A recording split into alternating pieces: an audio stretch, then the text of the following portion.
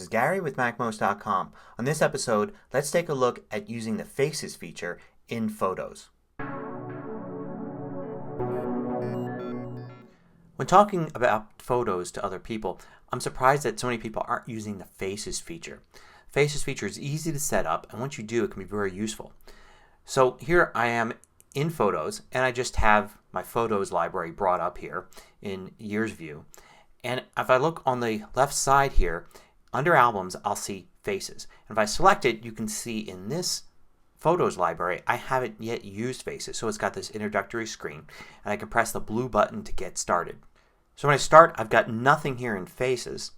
And I've got this list here of suggested faces. A lot of them aren't really faces. They're things like statues and such. So I'm going to scroll through here until I find something real. And in this sample collection I don't really have much, but I've got some photos of me. So I'm going to do as it instructs here. I'm going to double click on the first one I see of me, and it's going to ask me for this person's name. So I'm going to type Gary, and I can type whatever I want in here.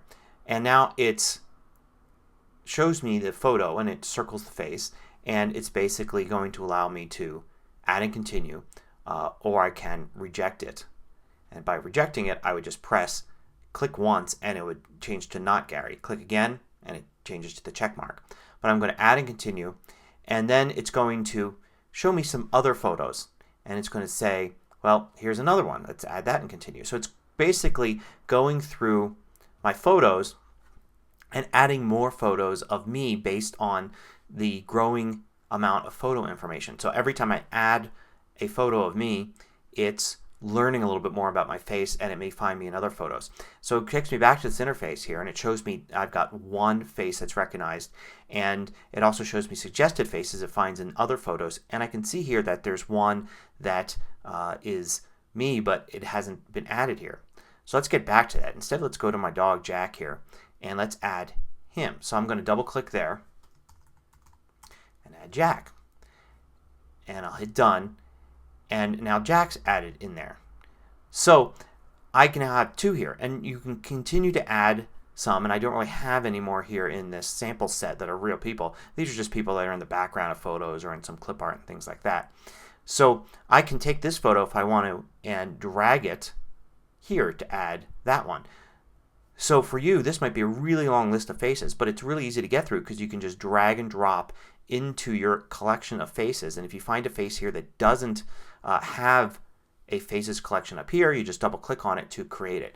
And that's one way to create the Faces feature and keep adding faces in your photos collection. Now let's start over again. Let's say I haven't added any faces yet, and let's do it another way. Let's go into my photos collection here and say I'm browsing through and I decide I want to start using faces. So I find a picture here that has a face in it, and I'm going to go in and look at that face, and Photos will recognize that there's a face in this photo, and it will put this little tag underneath and say unnamed. And when I roll over that I can see that there's a circle around that face.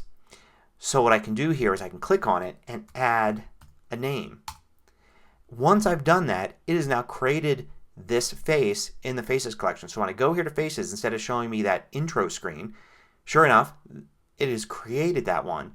So I didn't actually even have to go into Faces to do that. I could have stuck with Photos the entire time. So I can go in here, for instance, and it recognizes this is a face, but because of the sunglasses it's not recognizing it as me. So I just type Gary. As soon as I start typing it's going to give a suggestion, and I can actually click on that, and now it's added that photo. So now I can go back here. Here's another one, and same thing here.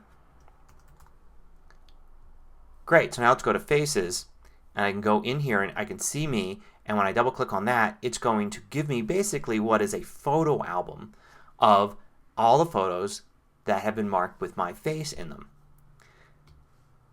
And if I switch between Photos and Faces it actually zeroes in on the face. This is probably one of the most useful things about Faces, is that I can say if I want to upload a new profile picture to Facebook or something, I can look at the Faces view of my Faces album here and see which one might make a good profile. Whereas looking at the photos themselves it's kind of hard to compare right away, especially say if you've got 100 instead of just 3. Also notice when I'm in here I can go and hit add because it's identified me in another photo, but it's not going to automatically add you. It's going to want you to confirm. So I can now say yes, add and continue. Now if this wasn't me, I can click on it and say not Gary, hit continue, and it would learn that that is not me, and it would add that to its database of information about what my face looks like. So now I've got 4 in here. You can see them there. And I go back to faces. I can see I've got that one face there. So I can go ahead and add Jack again. And then if I were to go into my photos collection here and find more pictures of Jack. There we go. Now let's say, because Jack's a dog, it's not really recognizing the face. So how would I add a face? Well, if I were to click the info button up here, you can see there's an add faces feature. I click there and it creates this little circle which I can drag to enlarge with this dot. I can click the X to remove it, and I can just click in the middle there and drag to circle the face. So I can circle Jack there. I can start naming him, and then I can just pick Jack. And you can see it actually was trying to give me a suggestion from my address book. So I'm going to select Jack, and now when I go to faces and I look at Jack, I've got 2 photos because I've manually added that one. So you have the ability to manually add faces even if Photos doesn't recognize that there's a face there. So how are faces useful? Well, of course, you've got these nice albums now that include all your photos with that person in them. You can search by that. So if I search for Jack, it's going to actually come up with faces as well as any other tags or titles or anything else of the photo. So it's available in searches, and if say there was a picture in my collection with both myself and Jack in it, I could search for both to find an intersection between the 2 of them. Also, you can use these in apps. So say I want to update my Twitter profile pic. I'm in Safari here and I'm looking at my profile. I click to change my profile photo, go to upload photo, and on the left sidebar here I've got under media photos. Under photos I can expand that and look at albums, and under albums I've got faces, and there's Gary and Jack, and I can select Gary and lo and behold there are the 4 photos that have my face in them. So now I can select one and use it here, and you could do that in any app. So you can do it in Pages, Numbers, Keynote, obviously in the browser here, in Mail, anything where you can bring up that left sidebar to open a file and choose Media and then Photos. You can then access your Faces albums to quickly find people and use them in different apps for different situations. So if you're not using Faces right now in Photos, it's time to start because this is an extremely useful feature. And even if you are using them, it's good to go into Faces every once in a while and look at the suggested faces below.